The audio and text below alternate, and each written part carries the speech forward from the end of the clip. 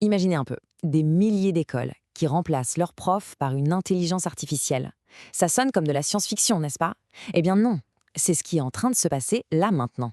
Et ça nous pousse à nous poser une question énorme. Est-ce que c'est une révolution géniale pour l'éducation ou est-ce qu'on est en train d'assister à un véritable scandale? Cette phrase, elle est assez incroyable, non? L'IA prend la place du professeur. Et non, ce n'est pas le pitch d'un film, c'est une description bien réelle de ce qui se passe aujourd'hui. C'est le constat que fait Didier Taormina dans un article publié le 25 août 2025 sur le site iainfo.fr, qui est pour info le premier portail français sur l'IA. Alors, on va décortiquer ça ensemble, c'est parti. Ok, alors au programme aujourd'hui, on va d'abord voir l'ampleur de cette révolution. Ensuite, on file en Ukraine, qui est un peu un laboratoire du futur en la matière. On va peser le pour, les promesses de l'IA, mais aussi les contre, les risques. Et enfin, on se demandera, mais quelle école on veut pour demain? Alors, première chose à comprendre, ce n'est pas un gadget. Si l'IA débarque dans les classes, c'est parce qu'elle répond à de vrais problèmes. Vous avez d'un côté le manque de profs et de l'autre ce besoin criant d'aider chaque élève de façon plus personnelle. Du coup, l'IA, elle passe du statut de simple assistant à celui de prof principal. Et pour voir ça concrètement, il faut aller voir ce qui se passe en Ukraine. Parce que là-bas, ce n'est pas juste un petit test dans une ou deux écoles. Non, non.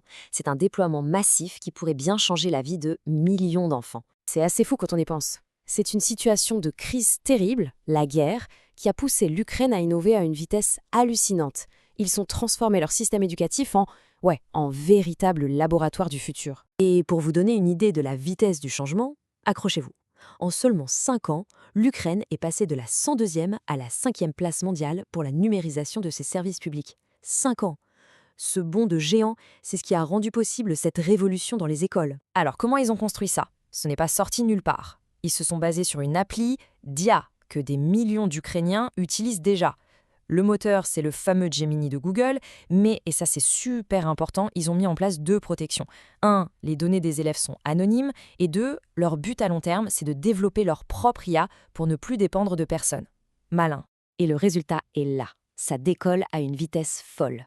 Déjà 2000 écoles en 2024 et 5000 de plus qui se sont portées volontaires. On ne parle plus d'une petite expérience, mais d'une véritable vague de fond.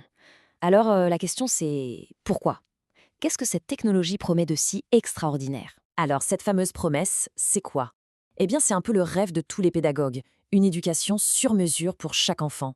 Une IA qui s'adapte à chacun, qu'il soit en difficulté ou en avance, pour que personne ne soit laissé sur le bord de la route. En gros, imaginez que chaque élève ait son propre tuteur personnel 24 heures sur 24. C'est ça l'idée. L'IA, elle va d'abord repérer les points faibles de l'élève.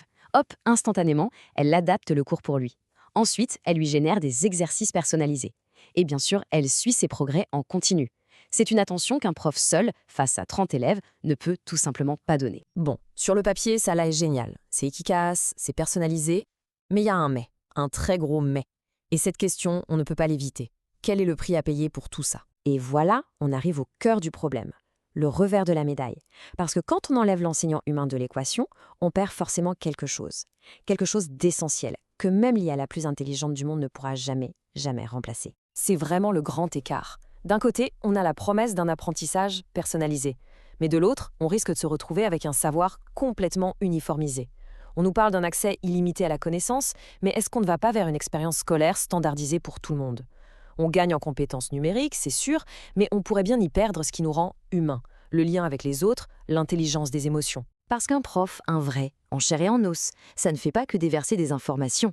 Un prof, ça inspire, ça pousse à réfléchir par soi-même, ça gère les conflits dans la cour de récré, ça crée une cohésion de groupe, ça nous apprend à vivre ensemble. Est-ce qu'on est vraiment prêt à sacrifier tout ça pour un peu plus d'efficacité?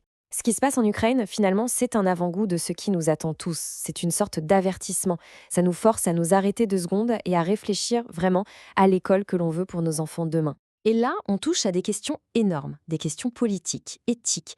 Qui va contrôler ces logiciels qui vont former les esprits de demain? Qui va décider ce qu'on met dans les algorithmes?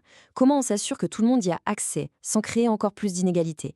Et surtout, ça devient quoi le métier de prof dans tout ça? Au final, il faut être clair, l'IA, ce n'est pas une baguette magique. Comme le dit très bien cette citation, ce n'est pas une panacée. C'est un outil. Un outil hyper puissant, c'est vrai, mais ça reste un outil. Et tout va dépendre de la façon, intelligente ou non, dont on va s'en servir. Et cette question, au fond, elle dépasse de loin les murs de l'école. C'est la grande question de notre époque. Est-ce que la technologie doit nous servir ou est-ce que c'est nous qui allons finir par la servir? Le débat est ouvert et c'est à nous tous de construire la réponse.